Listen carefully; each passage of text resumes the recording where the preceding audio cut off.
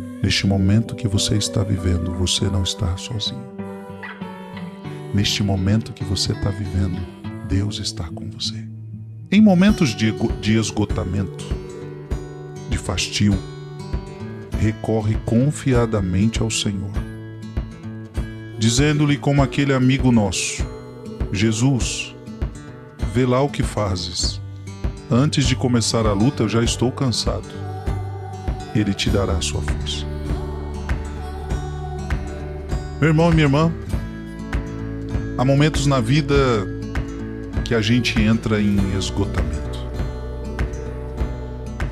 Eu não sei se você já passou por isso, mas tem vezes que a gente fica esgotado. Veja, não é só cansado, é esgotado. Então há momentos na vida que a gente está esgotado. Por quê? Fomos muito exigidos. Demos muito. Então quando a gente dá demais, quando a gente é muito exigido, tem horas que a gente fica esgotado. Então pode acontecer que lá no seu trabalho você foi muito exigido, pode ser que lá no seu trabalho você deu muito e depois você chega em casa esgotado. E chegando em casa você tem que fazer coisas, tem que trabalhar, tem que cuidar da casa, tem que fazer isso, tem que fazer aquilo, e isso vai te esgotando. E de repente você tem que ir na igreja, tem que fazer isso, tem que fazer aquilo. Minha gente, a nossa vida ela é muito corrida. A vida do mundo hoje ela é muito frenética, a vida do mundo de hoje é muito agitada. E não são poucas pessoas que estão enfrentando o esgotamento espiritual, esgotamento físico, esgotamento psicológico. Isso está acontecendo até mesmo no seio da própria igreja. Sacerdotes esgotados, pregadores esgotados, cantores esgotados, intercessores esgotados, casamentos esgotados. Hoje dão outros nomes para isso, alguns colocam o nome de burnout, por exemplo, a síndrome de burnout, mas que no fundo é um esgotamento. Meus queridos, isso é um problema. Não cabe a mim agora entrar aqui da causa de tantas coisas, porque as causas são diversas. As causas por que a pessoa entra no esgotamento, as causas são diversas. A verdade é que chega uma hora que todo mundo se esgota. Eu já passei por isso na minha vida. Eu já passei por momentos onde a gente se acorda de manhã e fala: Jesus, eu estou sem força. Que é o que José Maria Escrivá está dizendo aqui, em momentos de esgotamento. Então, a verdade é essa, todo mundo vai passar por momentos de esgotamento. Vai ter horas, meu irmão. Por mais que você se cuide, porque acontece o seguinte, você pode se programar o que for, mas tem horas que na tua vida acontecem coisas que não estavam programadas e que exigem muito de você.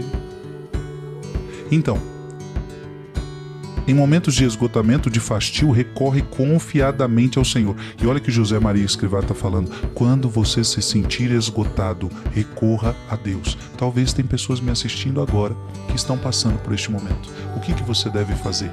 Recorrer a Deus.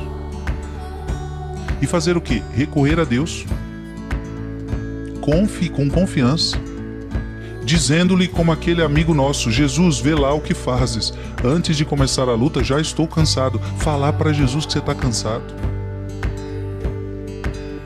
É um pouco aquilo que Jesus falou: vinde a mim, você que está cansado, e eu aliviarei os teus fardos. Então José Maria Escrivá só está repetindo aquilo que Jesus mesmo pediu para a gente fazer: quando você estiver cansado, vinde após mim, eu aliviarei os teus fardos. Então quando você estiver cansado, o que você tem que fazer? Esgotado, ir até Jesus, dizer a Ele: estou cansado. Sim, meu irmão e minha irmã, que coisa bonita se você for para Jesus e falar: Jesus, eu estou cansado, Jesus, eu estou esgotado, eu estou esgotado desta situação, Estou cansado, estou cansado. Jesus, gente, o melhor lugar para ir é até Jesus. Parece uma coisa simples, mas é nesse momento de cansaço, é nesse momento de esgotamentos que acontece o quê? É nesse momento que muita gente vai para a bebida. Eu estou muito cansado, preciso extravasar, preciso fazer alguma coisa, aí vai beber. E aí fica pior. É nessa hora de cansaço que muita gente vai para onde? Preciso relaxar, e vai para pornografia. Vai para o adultério. Então preste atenção, o segredo quando você se sente esgotado é falar: Jesus, eu estou cansado, vai para Jesus, vai para Jesus, não se refugie nos vícios, vai para Jesus e diga para Ele: estou cansado. E o que vai acontecer? Ele vai te dar força. Por que nós vamos para Jesus? Porque Jesus vai nos dar força. Ei, o que adianta você ir para a bebida? Não adianta nada, porque a bebida não vai te dar força. A bebida não tem o poder de te dar força. A pornografia não tem o poder de te dar força. Agora, quando você vai até Jesus, Jesus te dá força. Amém? Amém.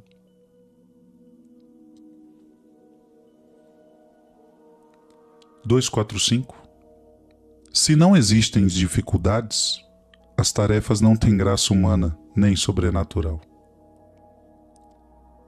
Imagina se na vida não houvesse dificuldade nenhuma.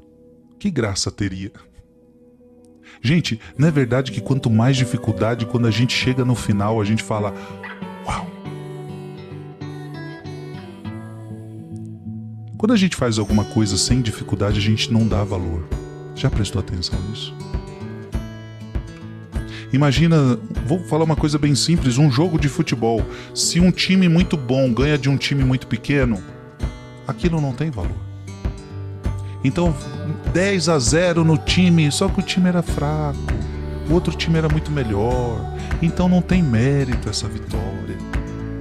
Eles nem vão comemorar direito, nem vai se falar do assunto. Agora, quando um time pequeno ganha do time grande, opa, isso vai ser muito falado.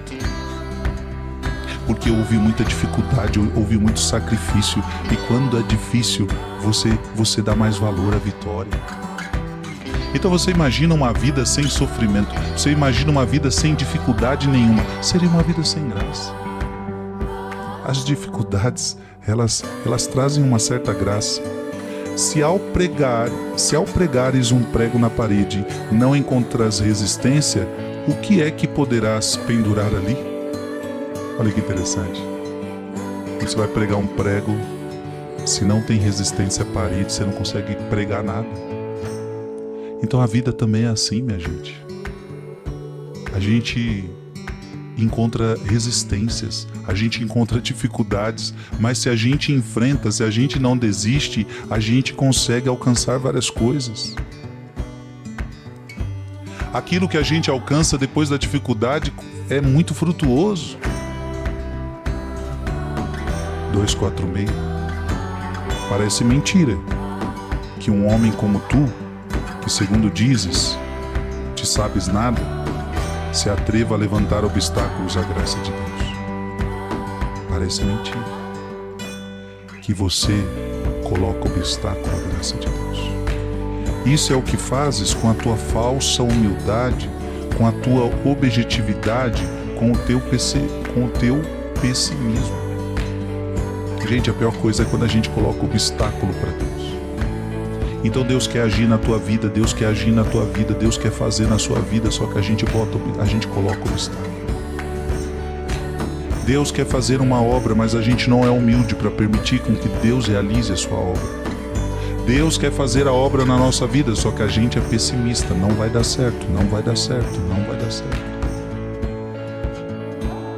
Deus quer contar conosco, Deus quer fazer uma obra em nós, Deus quer que a gente seja o seu instrumento, mas a gente bota dificuldade, a gente coloca dificuldade. Não coloque dificuldade para Deus. Deixa Deus agir na sua vida. Deixa Deus ser Deus. Deixa Deus fazer a obra que Ele tem para fazer em você. Seja humilde. 2,47. Senhor, dá-me graça para largar tudo que se refira à minha pessoa. Eu não devo ter outras preocupações exceto a tua glória. Numa palavra, o teu amor. Tudo por amor. Gente, que importante isso, né? Senhor, dai-me a graça para largar tudo o que se refere à minha pessoa. Ou seja, eu não tenho que estar preocupado comigo mesmo. A preocupação minha tem que ser a tua glória.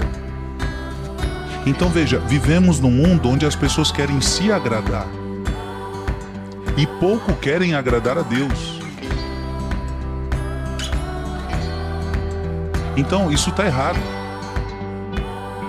Então você não pode viver uma vida para ficar se agradando. Você não pode viver uma vida para se agradar. Você tem que se preocupar em viver sua vida para agradar a Deus. Interessante, porque para agradar a Deus, muitas vezes você vai ter que desagradar você. É verdade. Para agradar a Deus, você vai ter que desagradar você. Você vai estar com vontade de fazer uma coisa, só que aquilo não agrada a Deus. Então, para agradar a Deus, você vai desagradar você. Só que o mundo pensa o contrário. Deus tem que me agradar. Não é Deus que tem que me agradar, sou eu que tenho que agradar a Deus.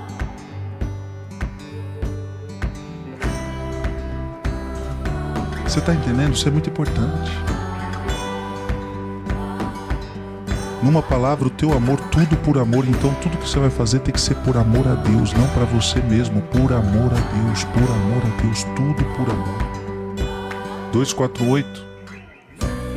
Ouvindo isso, que o rei tinha vindo à terra, Herodes perturbou-se e com ele toda Jerusalém. É a vida cotidiana. A mesma coisa acontece agora ante a grandeza de Deus, que se manifesta de mil modos. Não faltam pessoas, até mesmo constituídas em autoridade, que se perturbam. Por quê? Não amam a Deus totalmente. Porque não são pessoas que de verdade desejam encontrá-lo, porque não querem seguir as suas inspirações e se convertem em obstáculo no caminho divino. Fica de sobreaviso, continua a trabalhar, não te preocupes, procura o Senhor, reza e Ele triunfará. Herodes se perturbou com a chegada de Jesus. E tem muita gente que com o Evangelho se perturba. Tem muita gente. E por que essa gente se perturba com o Evangelho? Gente, para muitas pessoas o Evangelho é perturbador. E por que elas se perturbam? Porque elas não amam a Deus, porque elas não querem Deus, porque elas não querem encontrar Deus, elas querem fazer a sua própria vontade. O Evangelho perturba.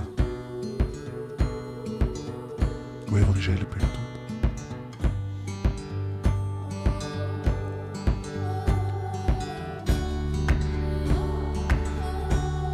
(2, 4, 9) Não estás só. Nem tu, nem eu podemos encontrar-nos sós. E menos ainda se vamos a Jesus por Maria, pois é uma mãe que nunca nos abandonará. Meus queridos, que coisa linda. Você nunca está só. Ninguém pode dizer que Deus o abandonou. Algum amigo pode ter te abandonado. Pessoas te abandonam. Pessoas te traem. Deus jamais te deixou. E talvez somente no céu as pessoas vão compreender isso. Deus nunca me abandonou.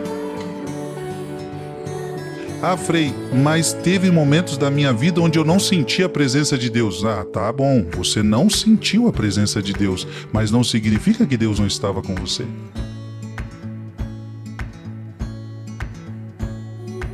Esses dias eu estava com um amigo e a gente estava vendo uma obra E ele tinha uma coisa que ele pendurava nas costas, e de repente ele tirou aquilo das costas e ele abria e fechava, ia para cá, ia para lá, tal. E em determinado momento ele não achava isto, porque ele tinha tirado das costas. Em determinado momento ele deixou numa parede e de repente ele não encontrava mais aquilo. E ele falou: Frei, eu não estou encontrando, me ajuda a encontrar. E aí depois eu dei uma volta, quando eu olhei nas costas dele, ele tinha colocado de novo nas costas, só que ele não percebeu. Então o que ele procurava estava nas costas dele, mas ele não sentia, ele não via, mas estava com ele. Eu quero dizer o seguinte, porque Deus às vezes você não sente, Deus às vezes você não vê, mas isso não significa que Deus não está com você. Então o problema não é com Deus, o problema é que eu que não sinto, o problema é eu que não vejo. E às vezes Deus quer que seja assim. Porque o que é fé? Fé não é caminhar na visão, fé é caminhar na certeza. Ora, se você vê Deus, você não precisa de fé. Aquilo que você vê, você não precisa de fé. O que é fé? Fé é a certeza daquilo que eu não vejo.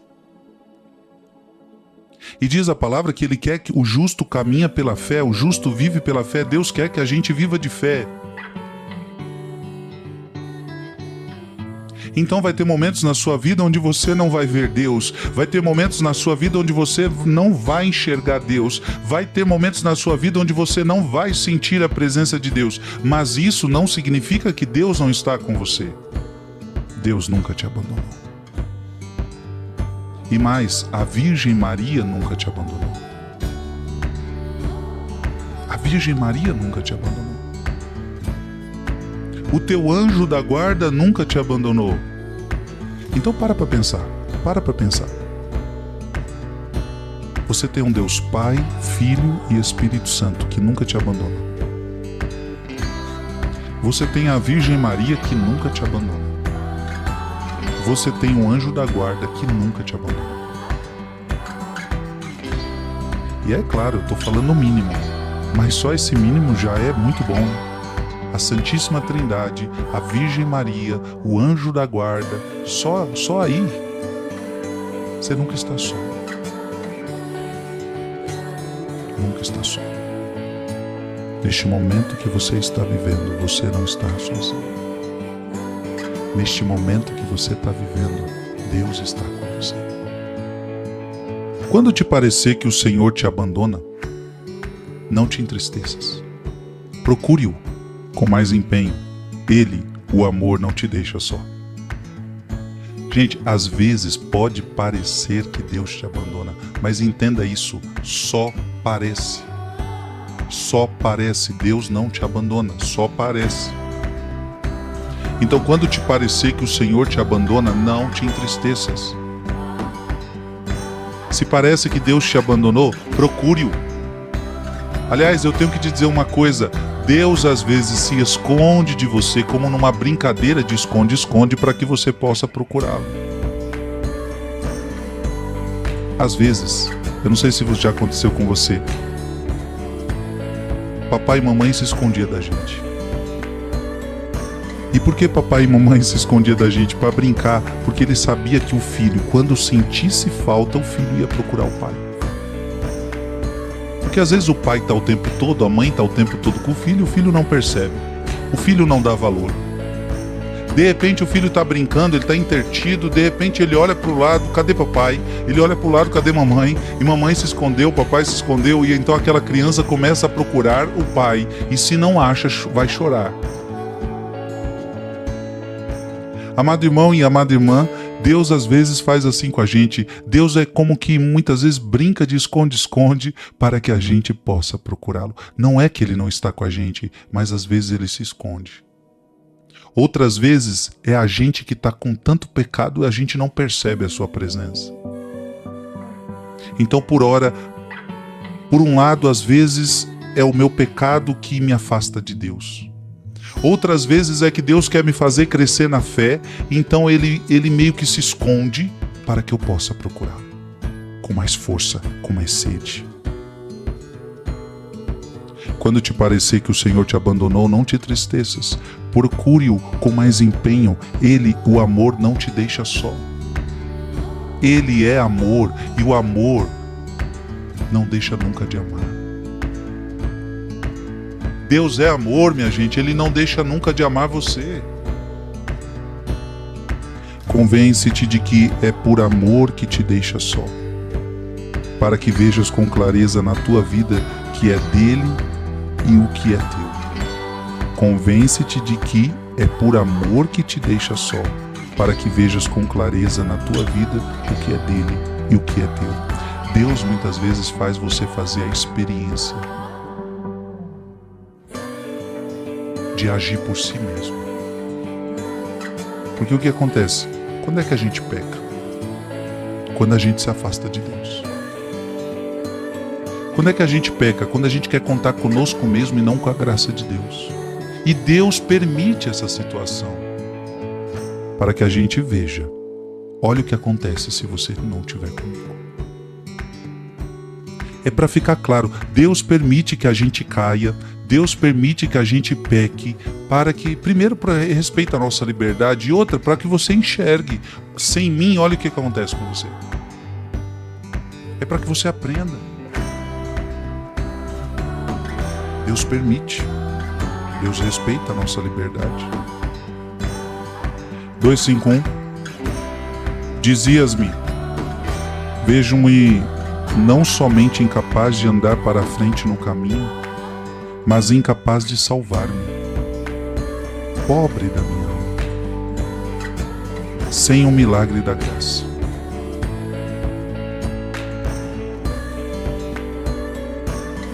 Sinto-me incapaz de andar para a frente no caminho. Sinto-me incapaz de salvar-me. Gente, olha a conclusão que a gente às vezes vai chegando na vida. Eu por mim mesmo, sem a sua graça, como é que eu vou achar o caminho? Sem a tua graça, Senhor, como é que eu vou me salvar? Gente, essa é a verdade. Sem a graça de Deus, a gente não pode nada. Deus ensinou isso para Paulo apóstolo. Se nós formos lá em 2 Coríntios, nós vamos ver isso. Jesus teve que ensinar para Paulo. E Paulo entendeu: basta-te a tua graça. É na minha fraqueza que se manifesta a tua força.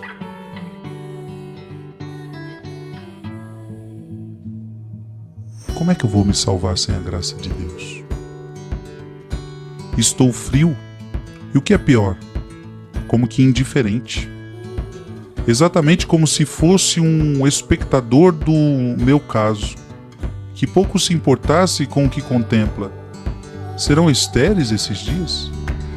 E no entanto a minha mãe é minha mãe, e Jesus é, atrevo-me, ó meu Jesus. E há algumas santas agora mesmo pedindo por mim. Continua a andar pela mão da tua mãe. Repliquei-te e atreve-te a dizer a Jesus que é teu. Pela sua bondade, ele porá luzes claras na tua alma. Irmão e irmã, tudo é graça de Deus.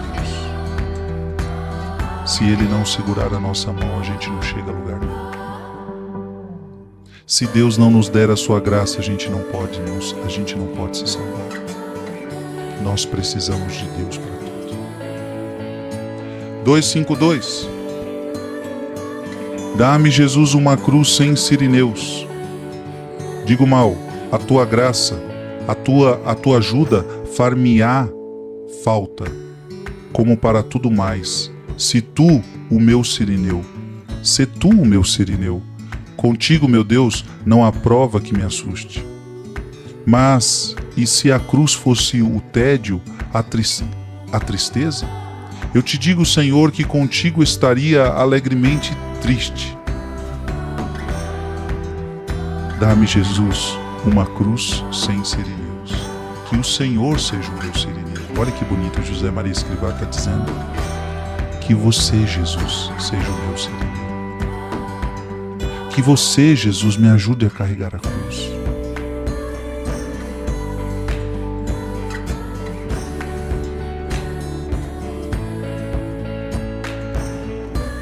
Sê tu, meu Sirineu. Contigo, meu Deus, não há prova que me assuste. Ou seja, Jesus, contigo tudo é bom. Olha o que José Maria Escrivá está ensinando.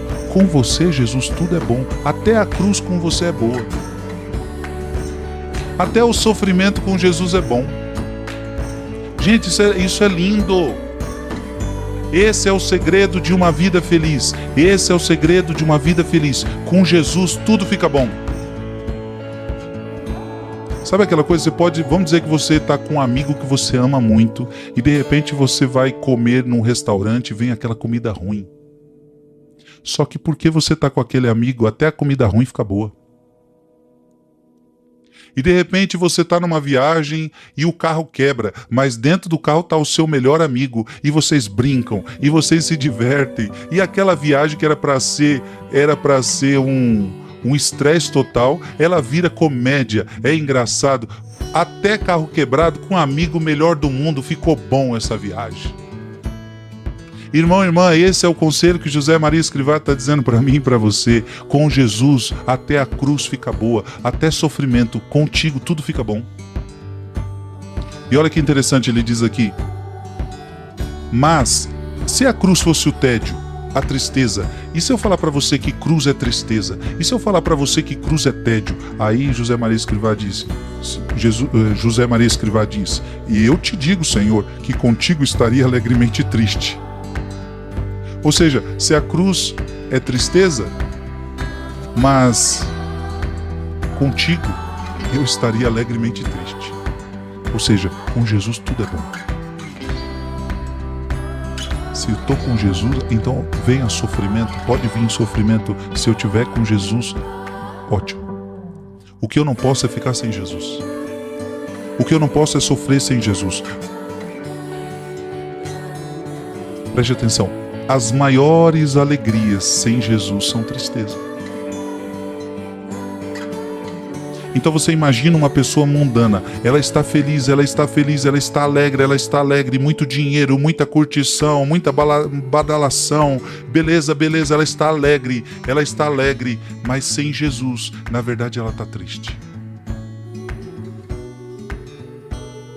E aquele outro que tristeza, sofrimento, é só decepção, é só tristeza, é só perseguição, é só calúnia, é só angústia, mas ela está com Jesus, então ela está alegre. Com Jesus, tudo está bom. Sem Jesus, tudo fica ruim. 2:5:3.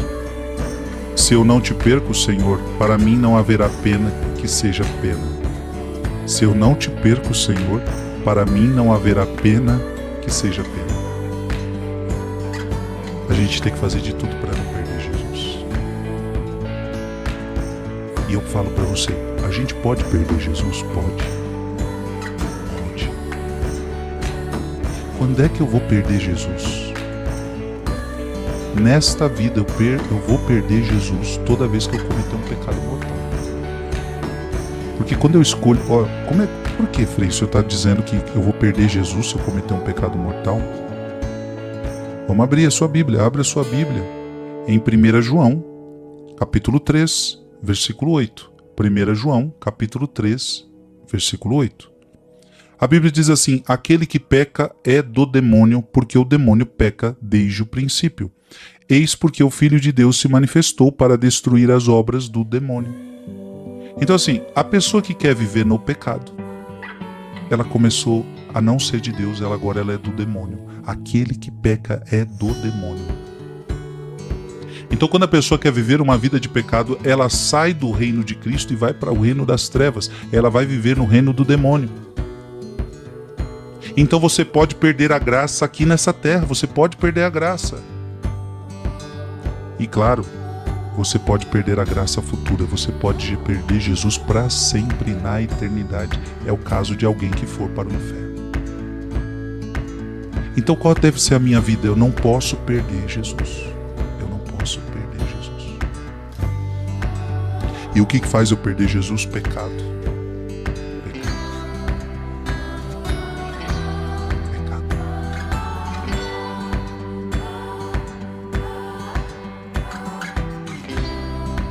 2:5-4. Jesus não nega a ninguém a sua palavra. E é uma palavra que sara, que consola, que ilumina. Recordemo-lo sempre, tu e eu, também quando nos sentimos fadigados pelo peso do trabalho ou da adversidade. Jesus não nega a ninguém a sua palavra.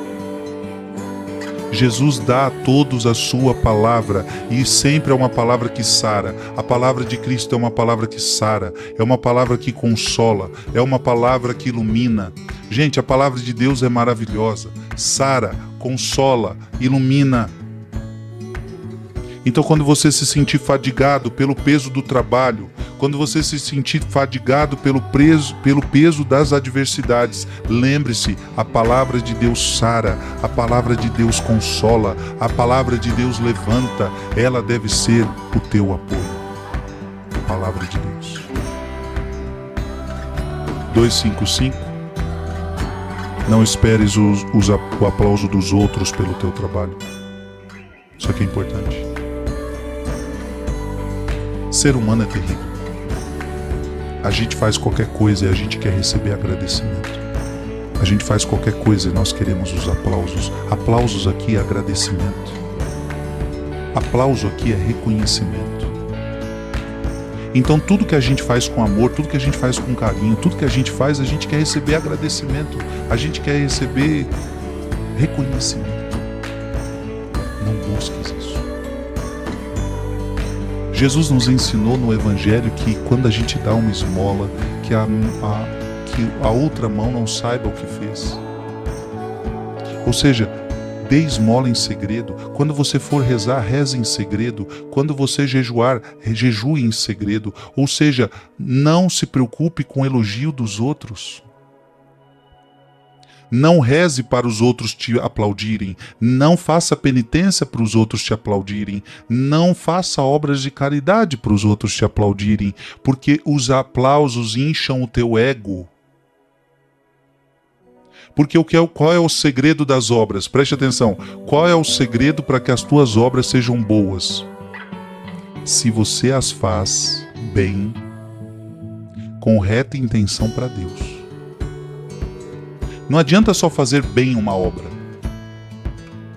Porque tem gente que faz bem uma obra, mas faz para si mesmo, faz porque quer aplauso. Uma obra é boa quando você faz ela para Deus. Então você faz qualquer coisa que você faça. Por exemplo, eu preciso estar gravando este programa para a glória de Deus. Não é para a minha glória. Eu preciso, então esse programa que eu estou gravando agora, ele só é perfeito aos olhos de Deus se eu estou fazendo isso daqui simplesmente para a glória de Deus e para salvar almas. Se eu tenho algum interesse para mim mesmo, esta obra que eu estou fazendo, ela não é perfeita.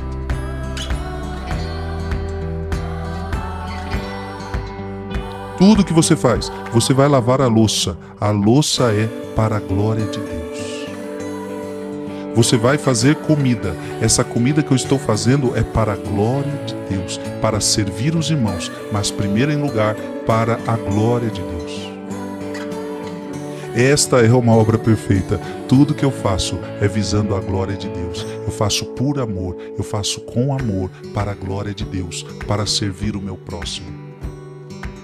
Você vê que nós estamos de escanteio nessa jogada. Não é para mim, é para Deus, é para o próximo. O que sobrar fica com a gente.